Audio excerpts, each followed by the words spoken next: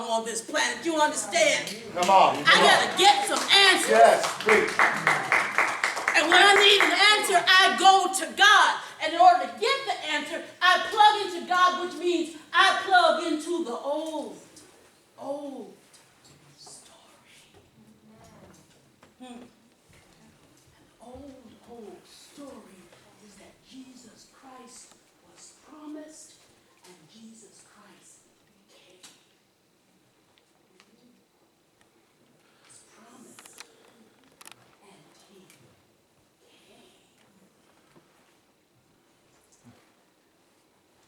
We're sheep, so we don't get it. And this Easter Sunday morning of 2016, we know a lot of stuff in hindsight that those first disciples had no idea how to take or to know. They had no way of figuring out what the heck it meant. Jesus had been ministering among them, telling them what was going to happen. But if you've never seen and experienced the resurrection, you don't really know what that means. They loved it, but you kind of think they said, we love him, and we know it's good, we feel God in him. It's a little strange. A little strange. And can't you see him sometimes listening? What is he talking about? Did you understand what he said? They didn't get it. The way we work, we're in the time-space continuum, and we think about past, present, and future, kind of a line like that. But Jesus is God, so he's past, future, present, all at the same time. And Jesus was showing us stuff about the future, showing us stuff about the past, showing us stuff about the here and now. And it all kind of jumbled up in their heads, especially when bad things started happening to him. And none of those things were things that they thought ought to have happened to him. The Messiah, right? He's going to free us from the Romans, right? We're going to be on top and not on the bottom, right? Oh, that looks pretty good. I mean, think about it. We don't have to be poor anymore. We can walk in resplendent glory. Now, their first clue was that he was born in a stable with some animals. When you tell the story, you got to look back and forth. You look forward, you flash back. If you flash back to the story of Jesus, the first clue is that he was not born in a palace. He was born in a stable with some animals because there was no room for him in the inn. No room for his pregnant mama and his haggard father for this little baby to be born. That's the first clue. If you know the details of story, you pick up on the clues, don't you? Yeah. The reason I like the mystery stories is I try to look for the clues to figure out who done it. And once I know who done it, I don't care about the rest of it. I just know who done it. But we're looking at this story, and you got clues. So the first clue is he wasn't born in a palace. So does it really make sense, sheep? Sheep, right? Sheep. That he's going to take over Herod's throne. Doesn't make any sense, but that's what they were thinking. That's what they wanted. See, when we deal with God, we mix up what we want with what God is doing. Because we think we know more than God. We think we know better than God. I want this.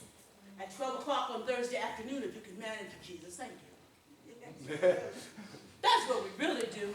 And Jesus is kind and gracious to us, and he just kind of said, every now and then I kind of feel him patting me on my back. Right. And that's not going to happen that day.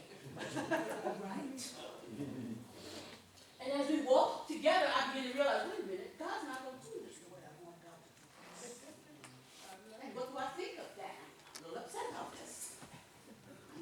How many times do you have to do this to me, God, instead of being sensible and saying, wait a minute, I've been this road before, and it never works out quite the way I wanted to, quite the way I planned it to, so why don't I just follow the storyline that God has given me? Why am I making up these scenarios? Why am I telling God, this is how I want you to do it, how I need you to do it, when in fact, the story is going to be what the story is going to be. Not only that, the goodness of God is such that not only is the story is going to be what it's going to be, but the story is going to turn out all right for me and you and everybody else. Praise him. Praise him. Come on, preach. But you know, we live in here. You live in there, I live in here. And we just can't see. We can't see. I can't see how all this is going to work out. I can't see how God can answer your prayer and my prayer and all their prayers, everybody's prayer, and my prayer still get answered. I can't see that. I just want what I'm praying for. But God is telling a story with and through and for us. And we've got to pay attention to what chapter we're in. We've got to remember what the beginning is. We got to go through the middle, right? Mm-hmm. But even if we don't know what the middle is, we know what the end of the story is. Amen. We know the end of the story. And the story of the text is that Jesus has been telling them, I've got to go. I've got to go, but I will not leave you orphan, lest. And they don't really know what the heck he's talking about. And then he gets crucified. And their hearts are broken because they think this has got to be the end of the story. No story we ever learned that anybody came back. How is the story going to go on? This has got to be the end of the story. And can't you feel their pain? We trusted him. We put so much into him. We left everything and followed him. And now he's been crucified on a cross. Isn't that the end of the story? And then I'll take you to Mary Magdalene, who's among the women who go to the grave, the cave with a rock over the front of the door to get his body ready for burial. She goes and finds out that he's not there. He's risen. My Lord. Now, it's the first time they've seen this. They don't know what that means. All they know is they've been to the grave. He's not there.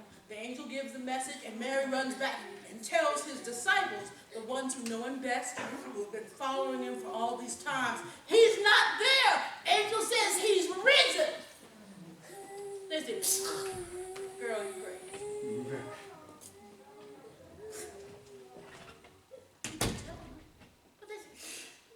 No. And so Jesus then makes an appearance to them, to two on the road.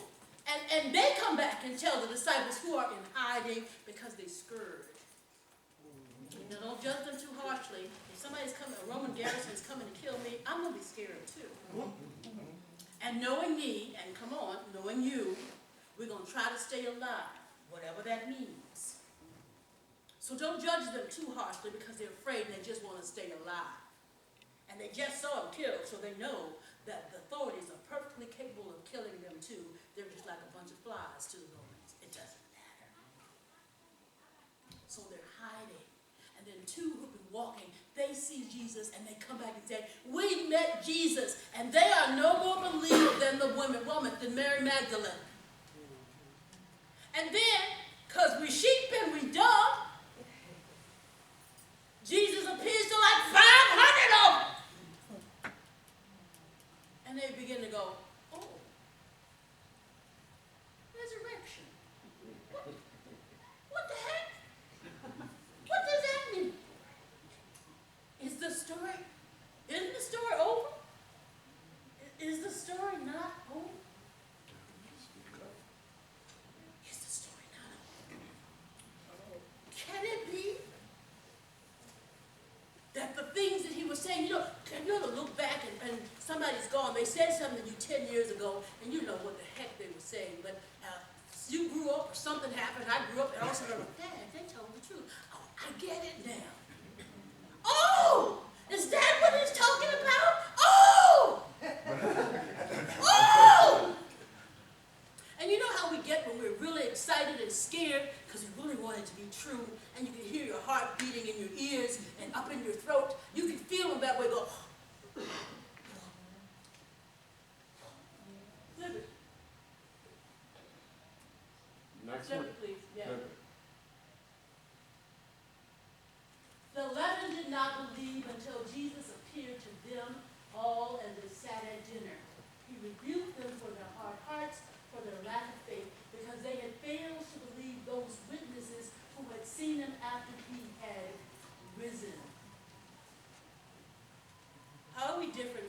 people. We're not. Aren't you and I witnesses? If you're a Christian, haven't you met the Lord who died on Calvary's tree and rose again from the dead? I'm a Christian because I have a personal relationship with Jesus. I talk with him. I listen to him. He listens to me. And now, y'all might think I'm talking about a ghost, but I'm talking about Jesus. I know about Jesus who died on Calvary's tree because I have a relationship with him. So I don't know how God does it, but Jesus is not dead. And if you know Jesus, it's because you had a personal contact with this Jesus who died on Calvary's tree and who yet speaks to you, who speaks to me. Glory! Glory. Praise him. Praise him. Free. Free.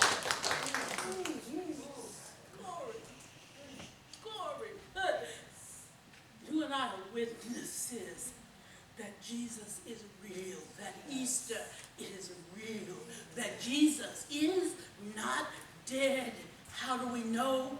Because he lives in us.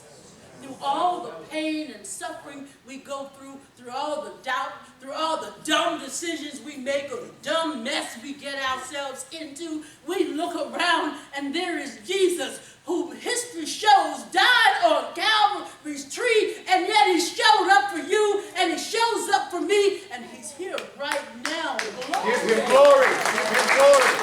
Glory. Glory. My Lord. And as Pastor Liz began the prayer this morning, death is dead. Yeah, we got some little housekeeping things to go through. These bodies lie down, but our spirits get up. Glory. Glory. Glory. Say glory, it again. glory. Say it again.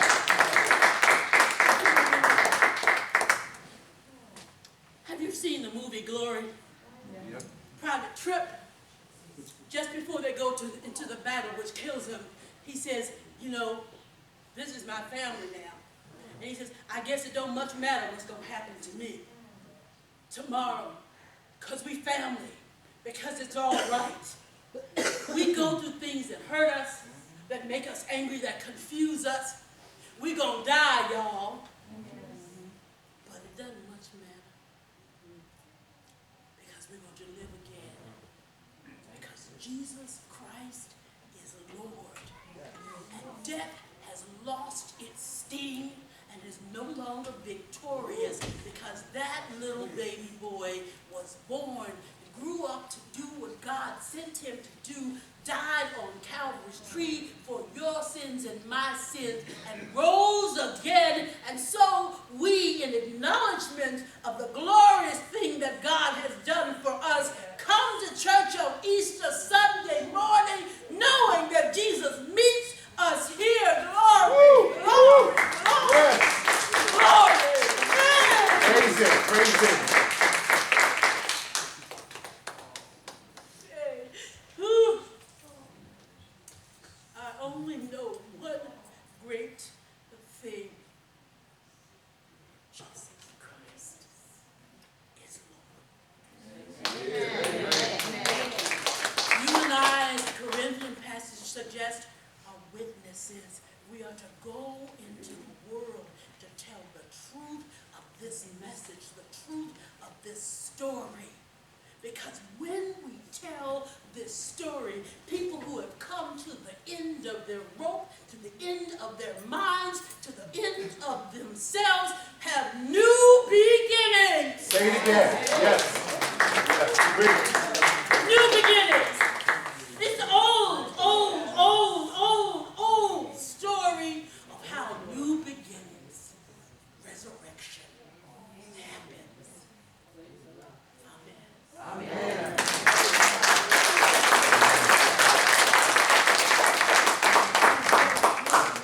Glory. The doors of this church are now open. It may be that you've been mucking about and you haven't really known what you're doing or where to go. Well, you don't have to muck about anymore. You don't have to be lost and blind and crazy. Come and give your heart to God. give our hands, give us your hand in symbol of having given your heart to God, because there's glory in these hills, y'all. There's glory. In Jesus' name.